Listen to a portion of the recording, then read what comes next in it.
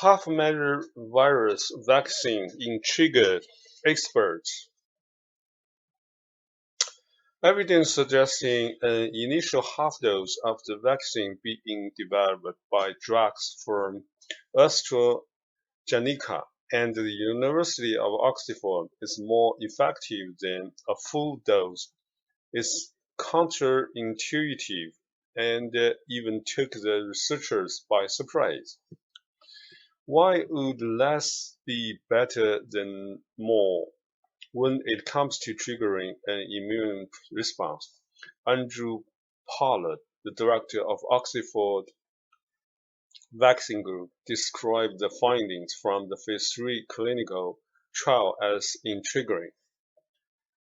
They showed that the vaccine had an efficacy of 62% among the people given 2 full doses a month apart, but this rose to 90% for another group who received a half dose first and then a full dose afterwards.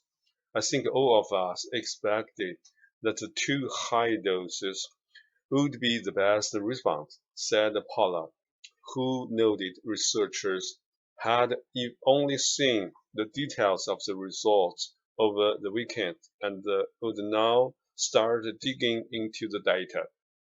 We think that by giving a smaller first dose, that we are priming the immune system differently.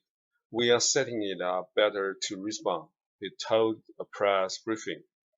Sarah Gilbert, professor at the Oxford Nuffield Department of Medicine, said the better result with a smaller initial dose could be because this better mimics what happens in a real infection. Essentially, a vaccine uses a safe method to trick the immune system into believing it is dealing with a dangerous infection, triggering an immune response and an immune memory that can activate if the body comes across the real pathogen. It could be that by giving a small amount of the vaccine to start with and following up with a big amount, that's a better way of kicking the immune system into action and giving us the strongest immune response, Gilbert told the reporters. The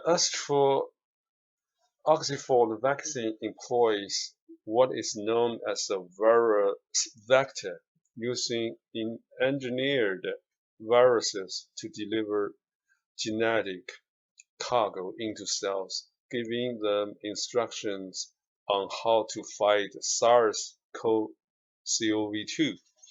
The strategy uses the transporting virus as a Trojan horse, said Collins Barter, associate professor at the University of Lincoln. It is complex and usually achieved experimentally, a luxury not available in the present situation. The technology itself may be the reason why an initial half-dose could work better, according to several scientists commenting on the result. With the immune system acting against the virus being used as a delivery vehicle, it may seem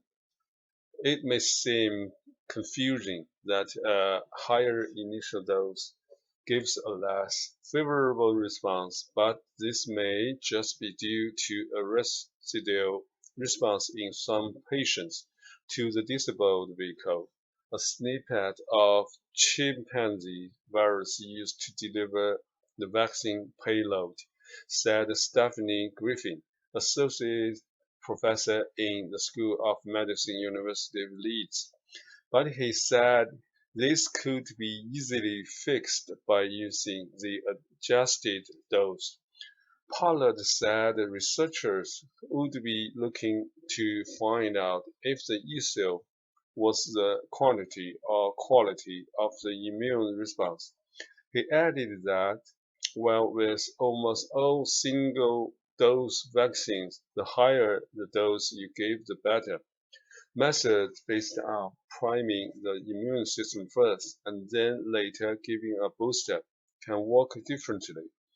This is particularly the case with babies and infants, where you might have different numbers of priming doses.